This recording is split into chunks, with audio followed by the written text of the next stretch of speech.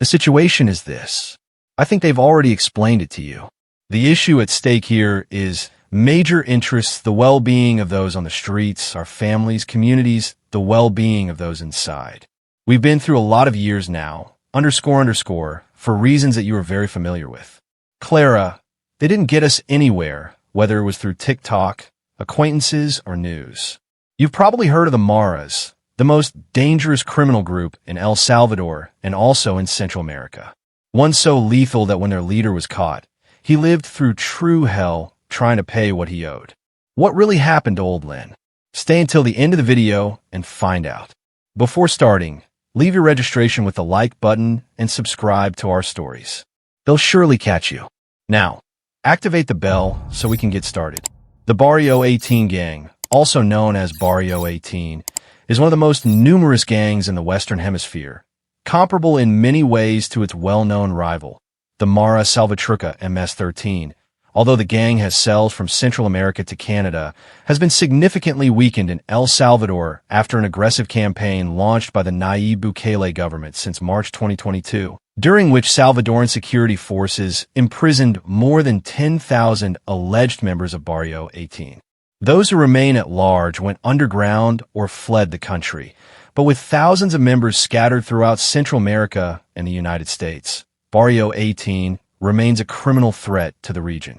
Barrio 18 emerged as a street gang in Los Angeles. Although some accounts place its origins in the late 1950s, the gang began to take its current form in the 1980s when it split from La Clan 14. It gained particular notoriety for its role in riots of Los Angeles after the acquittal of the police officers who brutally assaulted African-American motorcyclist Rodney King. In the early days, the many cells of the group known as cliques were the exclusive purview of Mexican immigrants in Southern California and dominated neighborhoods like Moore Park in the Korean section of downtown Los Angeles. However, when other Latino nationalities joined the immigrant population, Barrio 18 began recruiting members from different backgrounds, a change that would facilitate the group's expansion into other countries, especially Central America.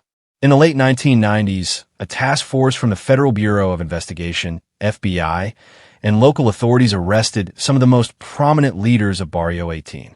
But that didn't affect the gang as much as it gave them another base from which to operate and recruit new members.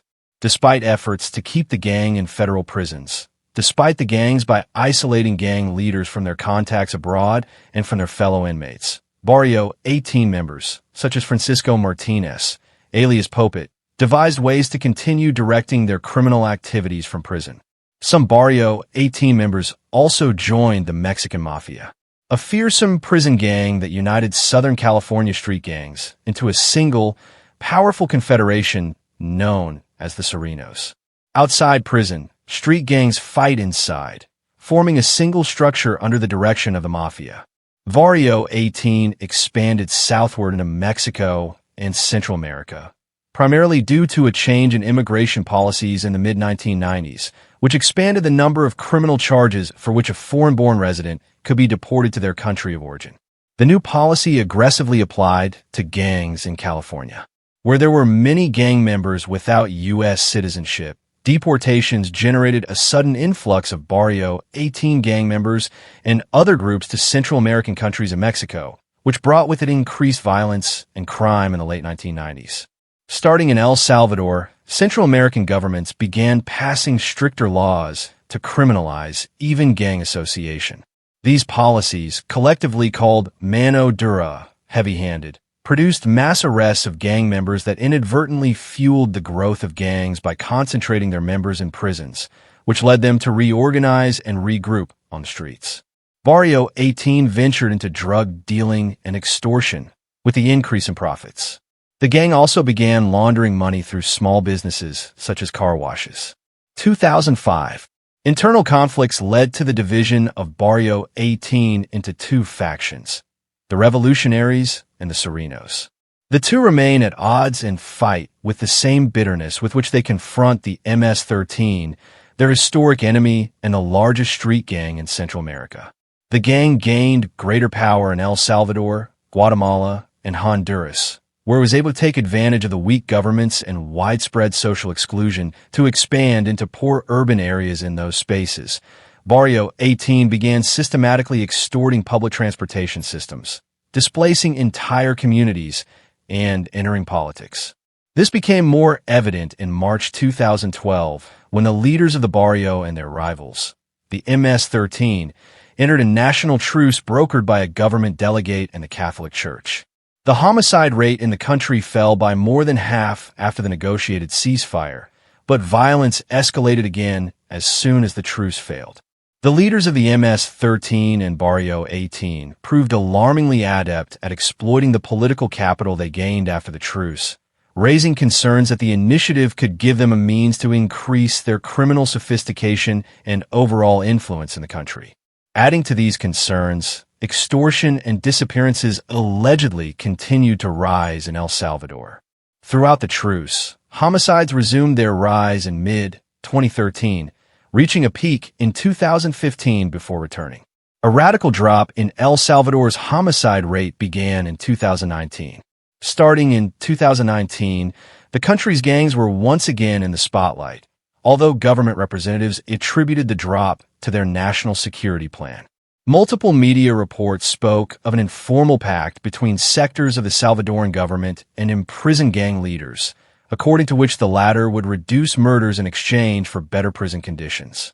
This period of relative peace in El Salvador was shattered when several members of Barrio 18 and the MS-13 committed 46 homicides in a bloody three-day campaign in November 2021 and continued.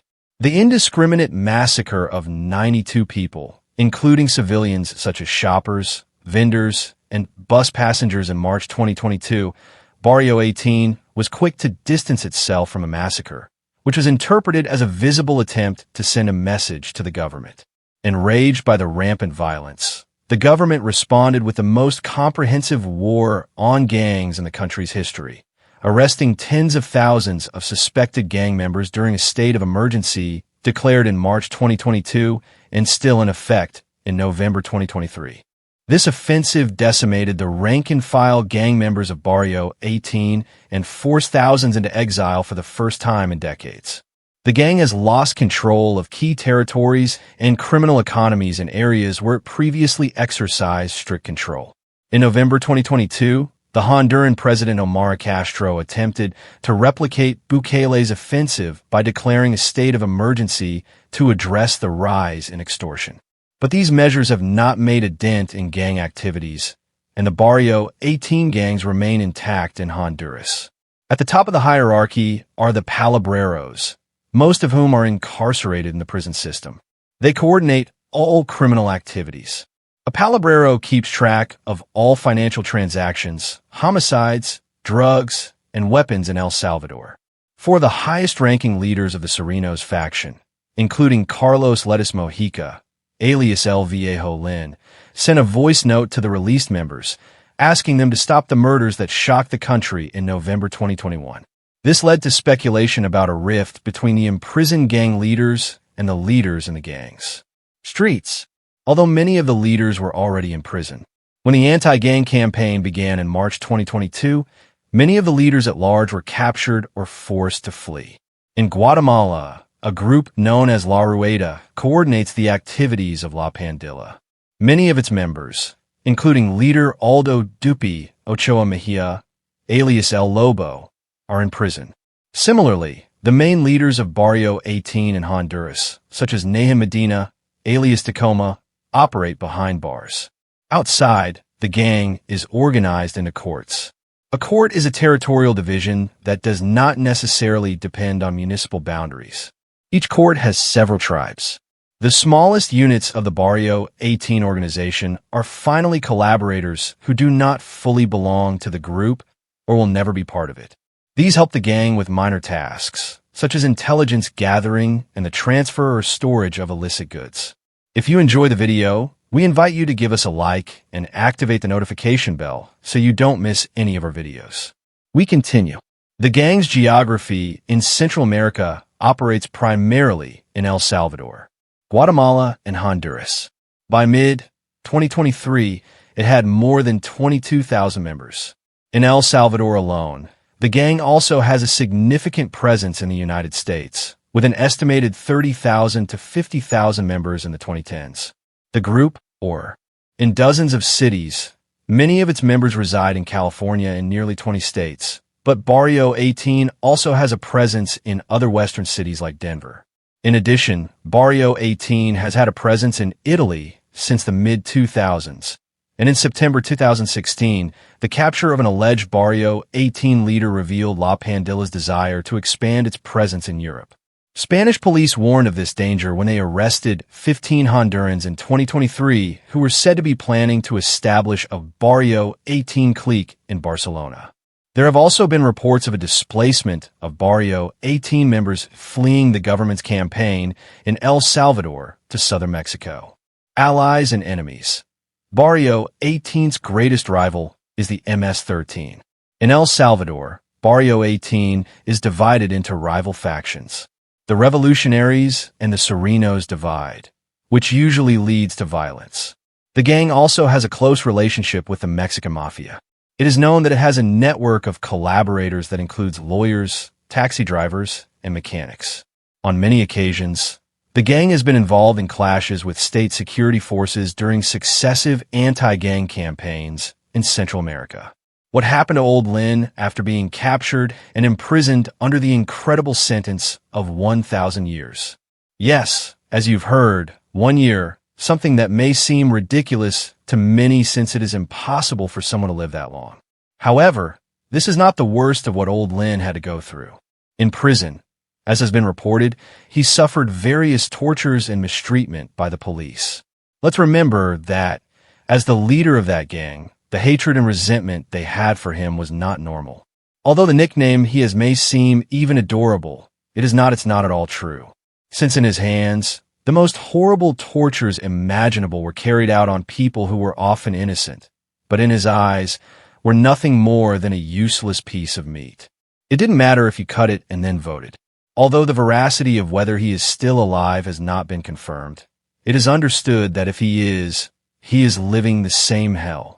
Unfortunately for him, one of his last victims was the son of a commander, and while revenge isn't good, I highly doubt they aren't applying it to him. And so we reach the end of this video. If you liked it, I invite you to give us a like so we can continue making more videos like this. Also, don't forget to subscribe and activate the bell so you don't miss any of our videos. I wish you a great day. Until next time.